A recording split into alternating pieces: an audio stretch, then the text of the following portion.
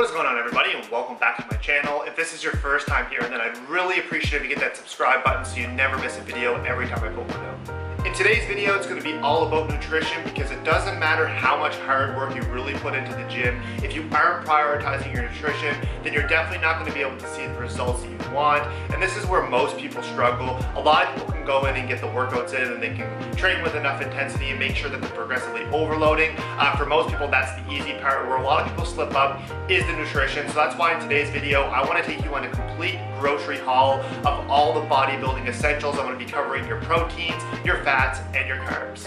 And I'm going to be making it extremely easy for you by actually giving you breakfast, lunch, dinner, and snack options for each one of the macronutrients. So if you guys are ready, let's head down to the grocery store and pick up what we need. Alright guys, so I just pulled up to the grocery store. I'm actually going to Sobeys. It's a little bit more expensive than if you went to Walmart. However, with that being said, I'm going to put the costs up just so you can see them. But yeah, I'm going to go in and grab what I need here.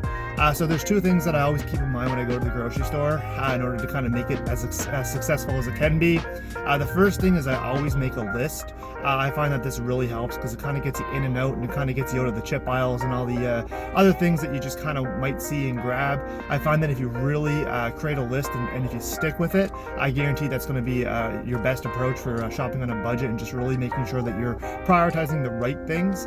And the second thing is the most obvious. You hear it all the time, and that's don't go to the grocery store when you're hungry. And I truly believe this. Every time I go hungry, I always pick up sweets and things that like chocolate bars and things that I just see that would be kind of that I want right now versus what I actually need. So those are the two rules of thumb that I kind of stick by when I go grocery shopping. Yeah, so I'm actually going to head in there now and pick up what I need.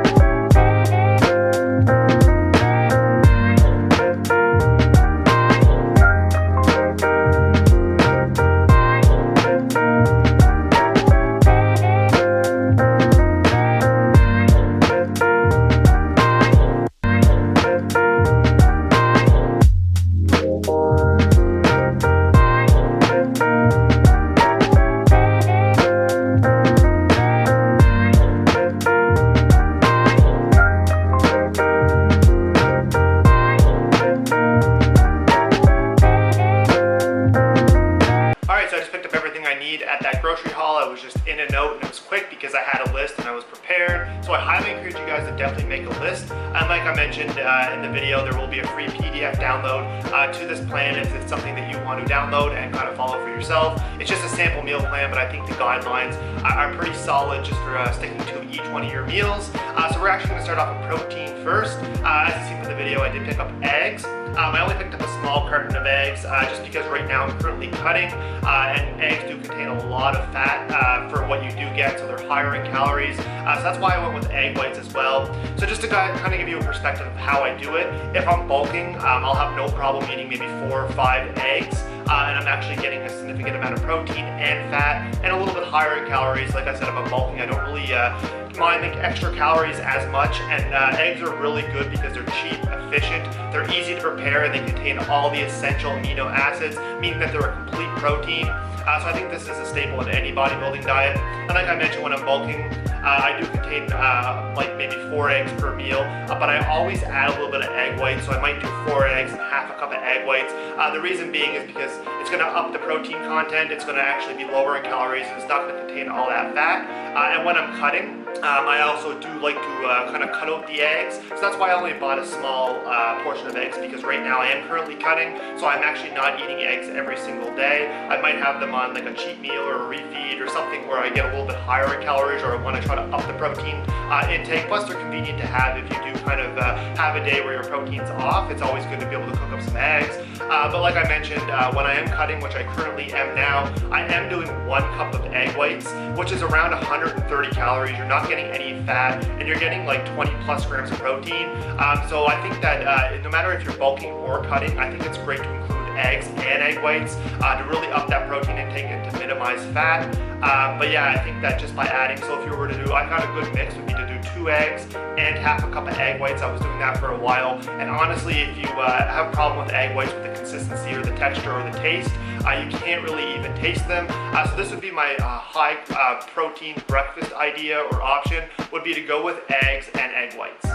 Alright, so now that we covered breakfast for our protein options, now it's time to move on to lunch and dinner. And I'm going to combine these because I just feel like it's you can eat the same things most times for lunch and dinner, but if people get sick of that, I will provide options. So like I seen from the video, I'm actually going to pick up chicken breast. I think this is a pretty self-explanatory one. I think everybody has this as a staple in their diet, whether or not they're just eating for a lifestyle or bodybuilding. It's cheap, it's easy, it's versatile, you can do tons of things with it. But I also picked up some extra lean ground beef. I actually already cooked that up, but I think that having options, so if you do get sick of chicken breast, a couple of favorites that I do like swapping out is I like having extra lean ground chicken or extra lean ground turkey. I also like extra lean ground beef. I think making them into patties or just changing the shape and the texture of things really can make you get sick of things less. But I also did pick up some hot sauce, as you see from the video. This is an absolute essential, especially if you are cutting, because you don't really want to have a lot of your calories coming from sauces and different types of things like barbecue sauce or maybe ranch sauce or whatever you're going to put on your meals or kind of include. So I think that hot sauce really goes good with anything. You can put it on your eggs, you can put it on your chicken. But just on the note of getting sick with chicken, if you do find yourself getting sick with chicken, you can try experimenting with the ways that you cook it. Personally, if you are cooking it in the oven, that's one way to do it. But you can also fry it up in the frying pan, put some veggies, put some garlic, just really make it like a stir fry, I guess. You can do that. I find that that really disguises the chicken and kind of makes you not seem like you're eating a dry chicken breast. Some other options that I really like is slow cooking it. If you kind of cut it up and you can put it in the slow cooker with some salsa or some low-calorie barbecue sauce or something, I find that that really makes a big difference for your chicken. And 2 of my personal favorites are barbecuing it. I honestly love barbecuing it with being the summer. That's a very popular option right now. So most times when I do throw things in the barbecue, no matter what I'm cooking, I will put chicken breast on there. Another thing that I really found handy and that I really loved and was a really great investment is the ActiFry, which is an air fryer. I find that air frying your chicken and kind of maybe putting a little bit of shake and bake, it actually fits within your macros if you make it in terms of cutting. And I find that it adds a lot to it. And honestly, it's just carbs. So if you kind of do make room and maybe cut your portions down for your carbs, your rice, or whatever you're eating, you can definitely make your chicken taste good. So that would be my option for actually including chicken or extra lean ground beef, extra lean ground turkey. I also like extra lean ground beef, and I really like making them in the patties. I just find that changing the texture and changing the way you cook things can really make a difference. But honestly, this is a staple, and you can have maybe you can have chicken for lunch, and then you can have some extra lean ground turkey for dinner. The choice is yours, but I think versatility is absolutely awesome. And with chicken breast and hot sauce and different ways of cooking it, you do have that. So now moving on to snack and on-the-go options. And I think that a lot of people have issues with these. A lot of people have problems finding high-quality protein snacks or low-calorie snacks. And honestly, I've got your bases covered with these 2 absolute essentials. The first one's going to be Greek yogurt. I think that this is an absolute must. The reason why I do like Greek yogurt is for a lot of different reasons. But basically is you don't have to prepare it, you don't have to cook it. It's quick, it's easy. And a lot of times we make bad decisions when we have to cook things.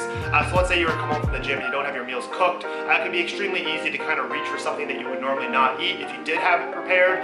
So I think in the evening, the last thing I want to do is kind of like fry something up or cook a meal. I think that Greek yogurt is that staple in my diet. It's something that I always go to kind of include in my diet no matter if I'm bulking and I'm cutting. I just basically change the portion sizes. But yeah, this is an absolute essential and you can do so much with it. A lot of people might not like it because they probably eat it plain. So a couple ways that I actually change that up to kind of make it taste better is you can add like sweetener, you can add honey. But my personal favorite is actually to add some protein powder. So whether or not you have vanilla or you have chocolate, both of them work really well. And I'm sure there's tons of other flavors out there that if you currently have will work really well. But if you mix like half a scoop in with about 1 cup of Greek yogurt, let's say, you can really up that protein intake with the protein powder, but you can also make your Greek yogurt tastes like a dessert. If you put it in the fridge and you mix the protein powder in it, it will change the consistency and it will make it a little bit, I guess, harder, a little bit thicker is the word that I'm looking for. I guarantee that it will taste absolutely fantastic. Will honestly make it feel like you're eating a dessert. It's a high protein dessert, and there's tons of other options, but I think that this is an absolute staple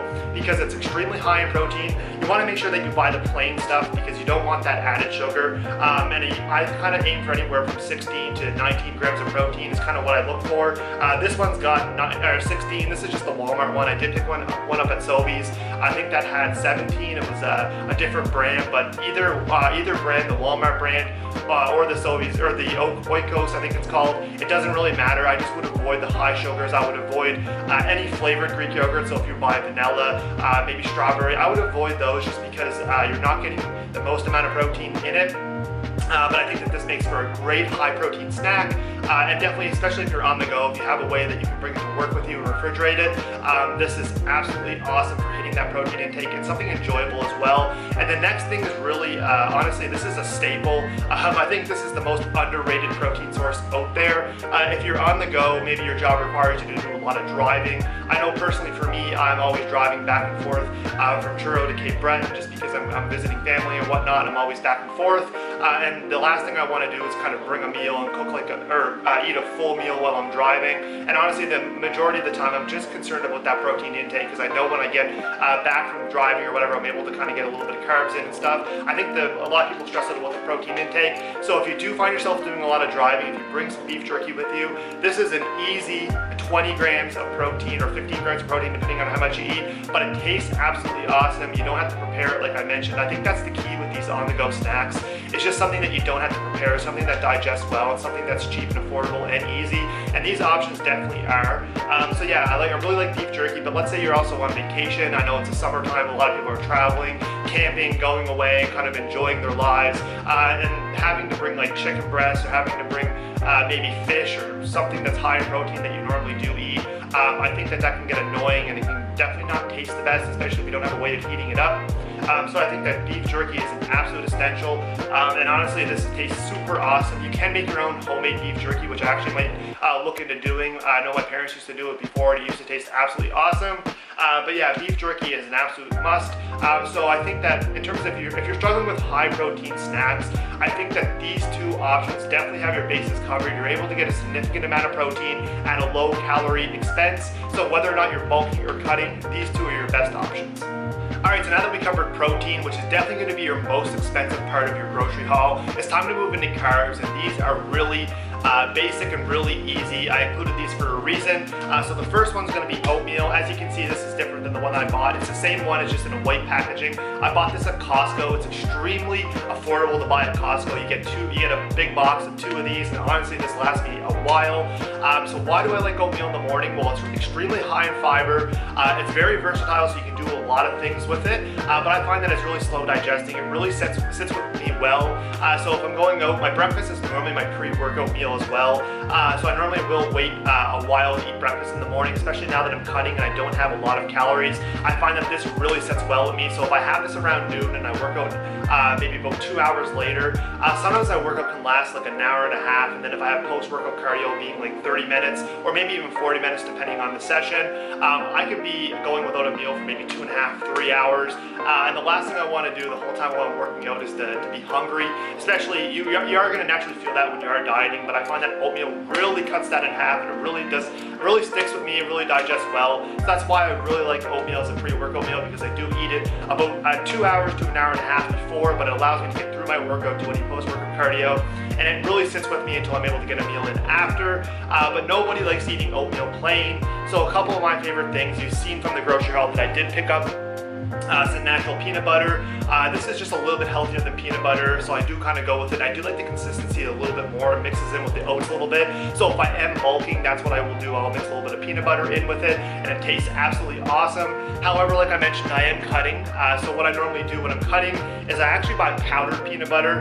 This was an absolute lifesaver when I was doing my contest prep, when I prepared for my first show. Peanut butter was something that I had a really hard time cutting out of my diet. I honestly just craved it, and I just would go to the cupboard and just take a tablespoon of peanut butter and just eat it, and then just feel really guilty afterwards. So I think that by finding substitutes like powdered peanut butter, which has half the calories, so I think it's got about 45 calories, half the calories that regular peanut butter does have. So I find that if I mix this in, right now that's what I'm currently doing when I am cutting.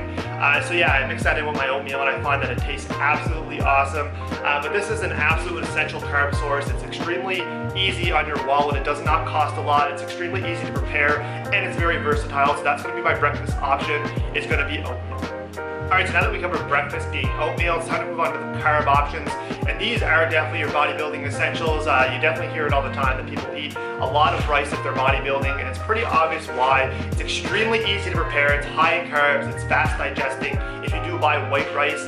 Personally, I don't think it really matters too much. I think people kind of get hooked up on, should I eat brown rice or white rice, or what kind of rice should I eat? I think at the end of the day, you should go with whatever your preference is. And I do really prefer jasmine rice. I just find that the consistency and the texture of it is just something I enjoy a lot more than white rice. I don't like brown rice, so I kind of stay away from that, but if that works for you, then definitely, like I mentioned before, eat whatever your preference is. But this is extremely easy. I find it's extremely fast digesting, so I can kind of eat it, and I don't necessarily feel full, but I find it digests well. And honestly, I just love it because it's so easy to prepare, especially if you do have a rice cooker. Preparing on the stovetop can be kind of annoying, but I highly encourage you guys to look into buying a rice cooker if you don't already have one. Honestly, all you do is just throw your rice and your water or whatever you want into the rice cooker, and then you wait 45 minutes and it's ready for you. Plus it keeps it warm, so maybe you don't want it right away. It will actually set the timer to keeping it warm so you can have it later. So rice is an absolute essential. You're getting like 205 calories per cup, and you're getting a good amount of carbs, and it kind of goes good with everything. So if you had like fish, chicken, maybe you can make it into a stir fry. You can throw different stuff on it to kind of spice it up. Some vegetables mix really well with it. So if you are having a hard time getting vegetables in it, try adding them to your rice. I find that it does a lot for actually helping you get your vegetables and makes your rice taste a little bit better as well. Soy sauce is awesome. I like using soy sauce for the rice, and it changes the taste. But on that note, if you were to have that for lunch, maybe you don't want to eat rice all the time. Then potatoes, I think that this is another thing that kind of gets blown out of proportion, whether or not you should eat white potatoes or red potatoes or sweet potatoes or whatever have you. I think it's just based on how fast you want them to digest and what you enjoy. So personally for me, I like going with these little potatoes. I pick them up. I really like them because they don't take as long to cook. I find that they're better tasting than the big potatoes. And this is just what I've been, like my new kick right now is just kind of like these little potatoes. But honestly, I really kind of like potatoes over rice, just for me personally. I find that they digest better, they make me feel fuller, and the same portion size. So if I were to go with 300 grams of these little potatoes, it's going to be about the same as 1 cup of rice. I'm getting probably about maybe 3 calories more, and probably about the same amount of carbs, but I just feel fuller off this, so I've been really including a lot more potatoes on my diet. So these are going to be your breakfast, or not your breakfast, or your lunch and dinner options. Rice, like I said, you can cook a big pot of it in your rice cooker or on stovetop, whatever you prefer. Don't get too caught up with eating whatever kind of rice they say, like brown rice is the best. It's a little slower digesting, and but I mean, as compared to ripe rice, it depends on when you're going to eat it. But I think at the end of the day, you should just go with whatever you enjoy, whatever you want to, whatever you enjoy the most, whatever you enjoy eating. So for me, that just happens to be jasmine rice, and this happens to be little potatoes. If you do enjoy sweet potatoes, then eat those. But at the end of the day, like I mentioned, these are 2 solid carb options for whether or not you're going to be eating lunch or dinner. All right, so now moving on to the snack and on-the-go option. And a lot of people, this is where they cheat on their diets. They get home and they want a big bag of chips, or they want some type of carbs that's just easy and convenient to eat. Instead of reaching for the chips, I guarantee that if you guys look into Smart Popcorn, this is a very high volume food, so you're able to kind of eat a lot of it at a very low calorie expense. But I really like the Smart Pop because it has a lot less fat, meaning it has a lot less calories, and one bag is around maybe 240 calories depending on how it pops in your microwave. I know I have a pretty crappy microwave, so it doesn't really pop the whole bag, which kind of be annoying, but you're getting around 240 calories, you're getting about 50 grams of carbs, and like I mentioned, the best part of this is an extremely high volume. So if you currently are cutting, which I currently am now, it can make you feel like you're eating a lot more than you actually are. And if you pair this with a diet soda, you just feel absolutely satisfied and full. So this would be my option to kind of get off the chips. I think that this doesn't really, to me, this doesn't really taste any different than normal popcorn. I think I'm just so used to eating it that it's been a staple in my diet for a while now. But like I mentioned, no matter if I'm bulking or I'm cutting, I always have Smart Popcorn in there. It's an easy 50 grams of carbs. It's very low calories compared to a lot of different carb sources, and it's very high volume. And in terms of being able to go on the go, I think it also makes for a great option because all you need access is really a microwave. And I think most places, if you do work somewhere, I think most times they do have a microwave. Depending if you work on a job site, you might not. But I think that you can pop it before you go and bring it with you, and it's still really, really good because, like I said, it doesn't need to be warm to be eaten. It just needs to be popped. So I think it makes for a really great carb option, no matter whether or not you're having a snack or whether or not you're on the go, and it will definitely be way better than if you were to go and have any types of chips or any types of like sweets or candies. So I think that if you guys give this a try, definitely give Smart Popcorn a try, and I guarantee you will enjoy it. Yeah, Smart Popcorn is an absolute must. All right, so now moving on to fats. Personally, for me, I get a lot of fat indirectly in my diet. I just find that I work better off carbs. So I think you need to determine whether or not your a high carb diet or a high fat diet works best for you. I think it's pretty clear that most people, if you're looking to build muscle, you do need a high protein intake. And I think you just need to figure out whether or not it's carbs that you want to prioritize, or maybe your body works better off fats. Personally, for me, I find it's carbs, so I do have lower fats, especially when I am cutting, because like I said, fats do contain more calories per gram. They contain 9 grams. Versus 4 grams, so I kind of like limit those, but I did pick up some options and I do want to show you them. I want to cover it right quick. So in terms of breakfast, I think if you get your fat directly through eggs, you are getting a good source of fat, so I wouldn't worry about adding too much fat to your breakfast. I think the biggest thing with that is to kind of get your protein in, because you've been sleeping the whole time. I think you really need a good protein source, and you've got your bases covered with eggs. So I think that if you do have eggs in the morning, you are, like I said, you are getting a good quality, complete protein source along with your fats. So if you are bulking, I think that eggs is definitely going to be your morning breakfast source. And if you are cutting, you can include, like I said, 1 or 2 eggs depending on your preference, and you still are getting a good amount of fat with that. So that would be the breakfast option. Now I want to move on to lunch and dinner. So with lunch and dinner, I went with olive oil, just because I find that you can really add this if you're cooking. It makes it great for cooking. But the biggest thing with fats is you definitely want to make sure, if you're weighing anything up, you definitely want to make sure you're weighing fats. I think a lot of people, if they're using oils, they don't really know how much they're using. A good example of this is if you do buy the spray. So this is the olive oil spray. I think both of these are pretty much about the same. I use these interchangeably. I find that this kind of gives it a little bit more taste to the food. So if you're looking for like more taste to the food, I think that you're going to get this with the actual oil. But personally, like I mentioned, I think you have to absolutely weigh up your fats. If you're kind of guesstimating these are extremely high in calories. So just to put this into perspective, 2 tablespoons is 80 calories, and some people literally just coat the pan. I know this is probably the biggest example. It has 4 calories per 1/8 tablespoon, so it's kind of hard to like measure and actually figure out how much you're using. So I would say with fats, if you are bulking, then you can definitely add a little sprinkle this to your rice to kind of increase the fat, and that could be your fat source for your lunch and dinner, or even just cook with it. So that's why I went with oils, is because they're extremely easy to get in, and they can kind of add a little bit of flavor to your food. But I think the biggest thing, like I mentioned, is definitely weigh them out, because you want to know how much you're eating. If it contains 9 calories per gram, it's very easy to eat on fats.